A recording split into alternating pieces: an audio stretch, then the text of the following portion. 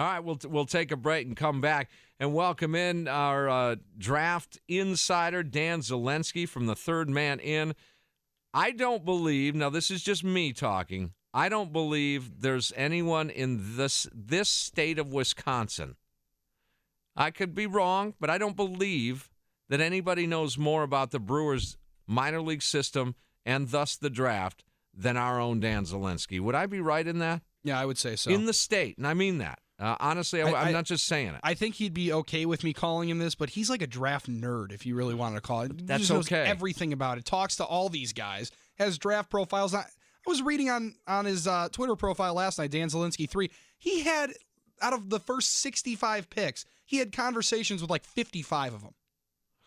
50, yeah. It's crazy. He talks to these guys. I want to know his thoughts on Keston Hira, the first-round selection for the Brewers. But the more interesting thing is a lot of mock drafts and experts across the nation had the Brewers connected to Adele, who went immediately after at selection number 10. Brewers were 9, did not take Adele. Angels were 10, did take Adele. Is that a mistake? We'll talk to Dan Zielinski next here on the Pella Windows and Doors of Wisconsin On Deck show built by Ozinga, together building better. It's time to debate the big issues surrounding the Crew. Get ready for the Roundtable, brought to you by McCormick Law Office, Wisconsin's neck and back injury attorneys. This is the Pella Windows and Doors of Wisconsin On Deck show on The Fan. Yeah, about 55 minutes away from first pitch. Brewers and Cardinals, Game 2 of the day-night doubleheader. Game 2 of this 4-game set in St. Louis. It's the Pella Windows and Doors of Wisconsin On Deck show, built by Ozinga, together building better. Tim Allen, Bill Schmid, and we welcome in our draft insider, and he is Dan Zielinski from the thirdmanin.com. We talked to him on Sunday, Billy.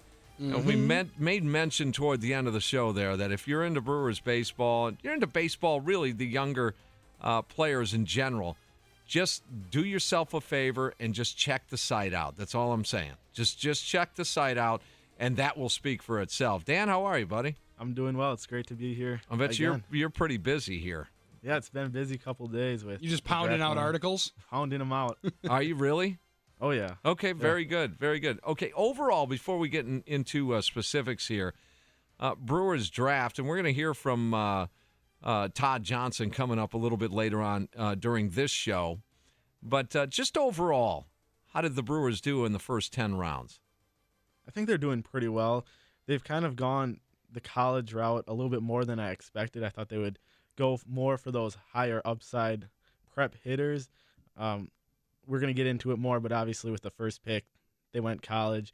I think they're doing all right, and I don't think you can be upset with the directions they've gone. I was at home. Obviously, the Brewers did not play, and I was at home watching MLB Network and just keeping an eye on things. And, you know, I've been working quite a bit, so I wasn't super into work mode, but just sort of casually. Honestly, I had a beer cracked open. But when they I will mention this, when MLB Network's host, Am Singer, Harold Reynolds, Dan O'Dowd, and these guys, when the Brewers did make their first selection, and again, we'll get into specifics here in just a second, to me, it's like they didn't know what to say. I think they were caught off guard with this pick. Did the Brewers reach at their first pick at number 9? I think they reached a little bit. We'll talk about him more, but his injury is kind of why I thought he would maybe be a more mid-first-round pick, and the Brewers were connected to a lot of prep guys these last couple months, especially the outfielders Joe Adell and Austin Beck. Austin Beck went 6th overall to Oakland. Adell was still on the board, who ended up going 10th overall to the Angels. Your thought on that? And they went crazy over Adell. They did. MLB Network. Now, again, I mean, these are prospects, and this could go south in a big hurry with any one of these guys. We all know that. But it's like they had an interview with him. They had some vignettes on him, and I just think we're taken aback a little bit by the Brewers pick in that selection right there at number 9. Yeah, I do too. And not only did MLB Network go crazy about him, the Angels went crazy about him. their scouting director, came out and said they think he can be a guy they build around for the foreseeable future. Wow. Joe Adell. So yeah, you hate to It's look high back. praise with an outfield that already has Mike Trout in it. exactly. Yeah. That's And Calhoun's still there, and I think he's a solid player. But you hate to look back because I think, and I've said this on the air for many, many years, regardless of sport, I think it's unfair sometimes to look back at a draft and consider who you could have taken. It's a little unfair to GMs and scouting directors because, we bring up the Mandritz over, Barry Sanders, was it? Yep. And it's, I think every team could do that. Every single team in every sport could look back at a draft and say, wow, look who went after our pick, and our pick blew up on us. So I just got to caution, some Brewers fans not to do that too much. But the reason I bring it up this time is because of the reaction of MLB Network. It caught them off guard. So the Brewers take number 9 overall pick, Keston Hiura.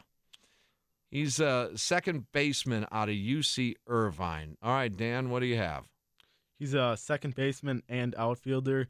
He hasn't played in the field, though, since the beginning of last April. Last April, about midway through the month, he hurt his elbow making a throw from center field into the cutoff man. DH'd then the rest of the UC Irvine season, DH'd with Team USA. In the fall, he said I talked to him a couple times before the draft. He said that it was feeling all right come beginning of fall. Then November hits, starts giving him problems again. And he was hoping to have it ready by the season started. Didn't work. Didn't end up being ready at all throughout the season. So he DH'd this entire year. He put up impressive numbers. He was one of the top college hitters in this draft class. Hit .442 with 8 home runs, 42 RBIs in 56 games. Look at the on base. That was close to 500. I mean, it's just amazing. Now, David Stearns and Todd Johnson said he was the best college hitter they thought in the whole draft. Yeah, and I'm hearing that maybe Tommy John for that elbow. Is that right? Tommy John, yeah, that's what they've been talking about, and he's been talking about since when I talked to him the first time in January. I know the Brewers kind of pushed that off to the side a little bit yesterday and said, we'll have to wait and see and this and that, but it looks like it's headed down that way just because it's been a year and it's still not recovered with their different treatments they've been giving him. So in the future, it's going to be interesting to see where he plays defensively. Footwork-wise, he has a lot of work to do at second base. Footwork-wise, agility-wise, he's got a solid arm. Athletically, he's all right. He probably profiles best at left field at this point with him not being in the field for the last year. So it's going to be a little bit of a risk the Brewers are taking. Yeah, see, I think maybe just a tick too risky for me. That's just me, and I'm, I don't know, but he's out of UC Irvine. He's 6'1", 185. Bats right, throws right. His hometown, he grew up in California, Valencia, California. And, again, the number's impressive. Hit .442, is on base, .567 I've got it at. OPS of 1260. 8 That's homers. what they were looking at. 42 knocked in. So that's just very impressive numbers. Very, very impressive numbers. So if you're looking for the versatile infielder, outfielder, I think David Stearns may have found him there. And, again, a little bit risky. I'm not so concerned about the injury portion of things. Tommy John seems to be almost accepted these days. But let's hear what MLB.com had to say about Keston Hiura. He has hit everywhere he's been, including all 3 years at Irvine, and a strong performance for Team USA this past summer. He has a short stroke with a ton of bat speed. There's been a little more swing and miss to his game this spring, perhaps pressing a tiny bit to show how good of a hitter he is to offset any defensive concerns. Even so, he's hit for a high average and shows at least average in-game power, with the ball coming off of his bat differently than most. He has played center field in the past and some second base. His actions are okay on the dirt, but his footwork will need to improve, with some scouts feeling maybe putting him in left so his bat can move more quickly is the best course of action. All right, there he is, Keston Hiura, the first rounder for the Brewers. And in their second pick number 34, Tristan Lutz. What do we know about him, Dan Zielinski? Talked to him a couple times. He's a big right-handed power-hitting center fielder. He played in high school. Probably maybe profiles a little bit better in right field. Got a big-time arm out there. First-round talent. I thought he was going to go in the back end of the first round, maybe to the Texas Rangers. Okay, so this is a value pick for the Brewers. It is, and it makes me wonder, were they maybe trying to save a little bit of signing bonus money with Keston in the first round to pay Tristan Lutz? Because when I talked to him in my recent article I posted, he said he's committed to Texas, and he said it's a win-win situation for Texas and that he has no problem going to Texas if that's what he thinks is best. Well, see, From Arlington, right? But the last year, only 2 players in the first 10 rounds didn't sign, so I think that's more just a little bit of lip service. There better not be some signability issues here. I don't think so. Again, with the 2 people last year not signing in the first 10 rounds, teams do their homework pretty well because they don't want to waste these picks, because if you lose a pick in the first 10 rounds, you lose also that signing bonus money. The money, right. So you don't want to do that because then it can affect the rest of your draft and all the other guys you picked in the first 10 rounds. Wow, so. that's crazy. 6'3", 210, outfielder, bats right, throws right. The prep player out of Arlington, Texas. There he is. Let's see what MLB.com has on him. Lutz's calling card is his big right-handed power, the product of bat speed and strength. He might have even more pop if he had less of a crouch in his stance and got more leverage out of his 6'3", 210-pound frame. He's more than just a slugger, as he has natural hitting ability, recognizes pitches well, and uses the entire field. If Lutz were more than an average runner, he'd be a lock for the first round. He gets the most out of his speed, though, running the bases well and showing better than expected range in center field. All right, there he is. That's selection number 2 at pick number 34 for the Brewers in last night's first day of the draft. All right, we'll take a break here. You're listening to the Pella Windows and Doors of Wisconsin On Deck show, built by Ozinga, together building better. My name is Tim Allen. There's Bill Schmid. Baby Taos, he's got a sports flash for you. We'll come back when, well, we're getting you up to speed on the Brewers draft thus far through 2 days, and also getting you ready for Game 2 of this 4-game set, Game 2 of the day-night doubleheader, Brewers and Cardinals. Dan Zielinski is with us, our draft insider, as he is breaking down the Brewers draft thus far through the first 10 rounds. We'll be back on Sports Radio 105.7 FM, The Fan. Baseball is 90% mental, and the other half is physical. So who's injured on the crew? Here's today's injury report on the Pella Windows and Doors of Wisconsin On Deck show. All right, getting you ready for Game 2 of this day-night doubleheader, Game 2 of this 4-game set, Brewers and St. Louis Cardinals. This may be an understatement, but the Brewers could use a win tonight. Jimmy Nelson on the hill opposite Marco Gonzalez for the St. Louis Cardinals. Let's check the injuries here. A new addition to the disabled list. I tell you, man, things go bad a little bit. They tend to snowball on you, and that's why I say a win can cure a lot of things, but a new participant to the disabled list. Yeah, and the new participant to the Milwaukee Brewers was Brandon Woodruff today. He was brought up and now, well, placed on the 10-day disabled list with right hamstring tightness.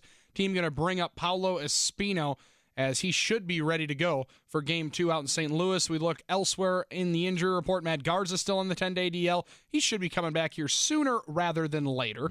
Through 25 pitches a couple of weeks ago, or about a week ago, when he was able to go off of the mound in a bullpen session. Ryan Braun still waiting him to return from that left calf strain. About 75-80% as he's been running as of late, getting himself stretched back out. Jonathan Villar on the 10-day disabled list for a lower back strain. X-rays came up negative for Johnny, but still no timetable on when VR will be able to return. Now, here's the behind-the-scenes info as we take you inside the clubhouse. Brought to you by Coach's Pub and Grill on South 13th Street. Good food, good drinks, good people, and great fun. This is the Pella Windows and Doors of Wisconsin On Deck show on 105.7 FM, The Fan. 35 minutes and change away from first pitch. Brewers and Cardinals Game 2 of this 4-game set as we go inside the clubhouse. And part of that tonight is Dan Zielinski, our draft insider, And he knows as much about minor league baseball as anybody. And we're going over the Brewers draft. We got through their first 2 picks here. Dan, we're not going to be obviously going to go over every single player, but we'll hit some highlights here. And the first 3 picks, we get to pick number 46, Caden Lemons, a prep player out of Mississippi. Mm-hmm. This guy is a really intriguing pitcher. 6'6", only 175, throws from a lower 3/4 arm slot. He's got a fastball, slider, changeup, and curveball. His fastball has gone up a few ticks throughout these last couple months and is now maybe touching 95, 96. And his one issue is going to be his size. He's going to have to add a lot of strength to his frame, being only 175 pounds and 6'6". So that's kind of, his size has kind of hurt his control a bit. He doesn't have a smooth delivery at times. His arm slot kind of wanders a little bit. So I guess scouts are kind of hoping if he adds some weight, some professional coaching, maybe he can figure that out. I heard one comparison, which I thought was interesting, but maybe a little crazy, was Noah Syndergaard. I think that's a high expectation for. Well, he's going to have to put some meat on his bones. A lot of here. meat, yeah. But he's got. Billy, you got any recommendations? Yeah, we can figure out a lot of things to put some weight on this Just kid. hang out with us, man. We'll do him well.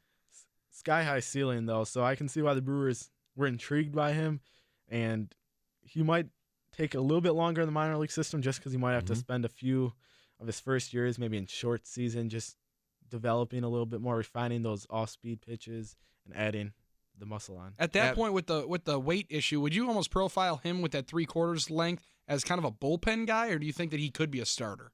I think he can be a starter, being only 18 years old, being in Alabama. I mean, he kind of rose up late on the scene just because his fastball kind of was starting to creep up there towards the mid-90s.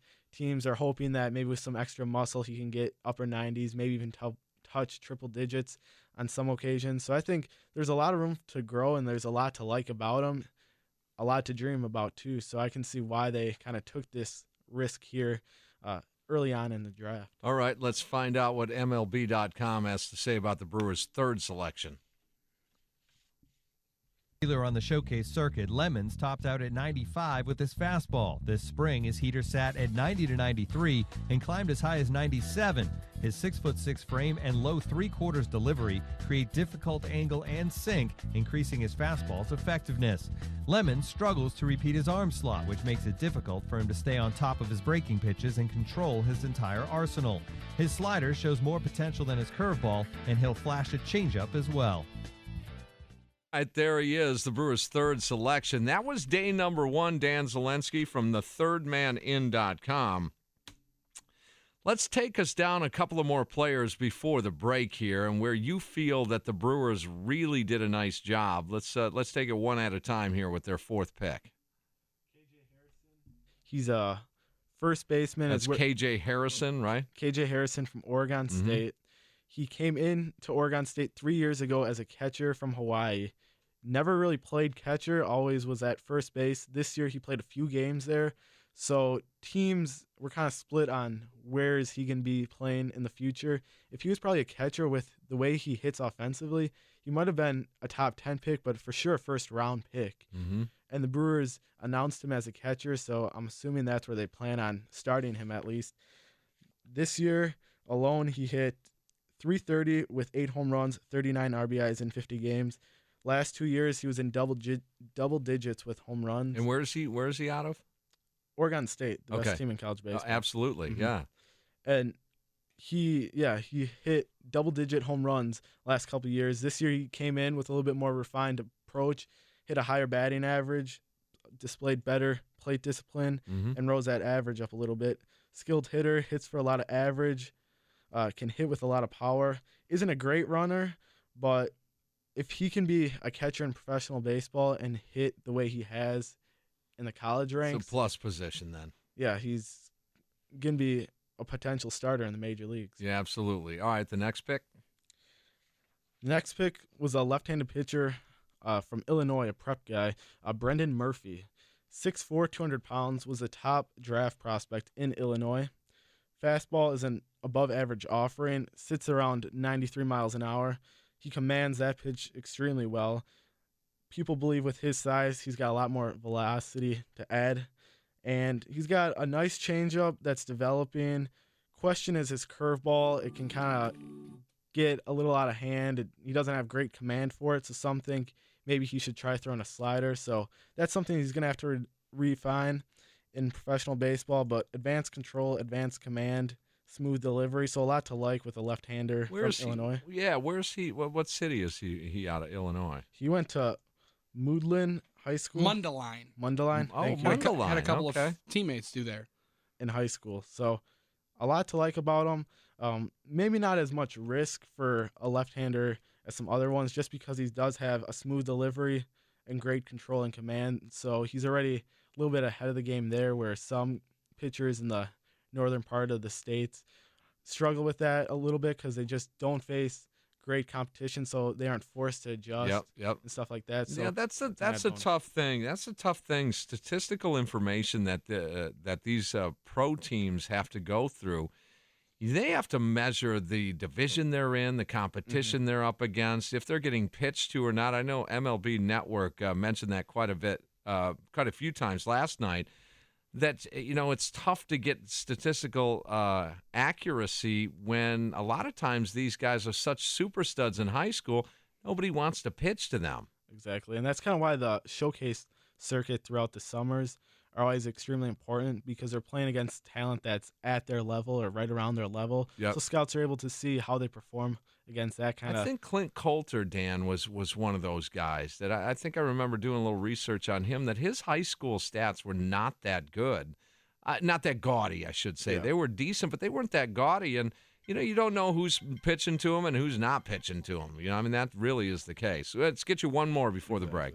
And the last guy we'll talk about here now is Nick Engetak, I believe is how you pronounce his last name. I've been trying to figure it out all afternoon. Okay. Yeah, it's confusing. He's a third baseman from New Jersey. I talked to him a couple times here before the draft. Great kid, great student of the game. Comes from a baseball family. From New Jersey, a lot of raw power. He would have probably been a top 50 prospect, but this year he kind of struggled a little bit at the plate, was kind of getting on top of some balls, rolling them over, hitting grounders instead of putting them in the air. So with him being in New Jersey and having those kind of struggles, it caused him to fall a little bit in the draft, but a good value pick for the Brewers where they got him. It seems like a mechanical adjustment there, and in pro ball, man, you get some of the best guidance you can get. All right, you're listening to the Pella Windows and Doors of Wisconsin On Deck show, built by Ozinga, together building better. As we are getting ready for Game 2, we're also wrapping up some of the draft information that we've got thus far with our insider, Dan Zielinski, from the thirdmanin.com. Check it out. We'll utilize our Down on the Farm report as to get a little bit more digging into the Brewers drafting through the first 2 days. And, boy, it gets a little crazy tomorrow, doesn't it? They'll go drafts rounds 11 through 40.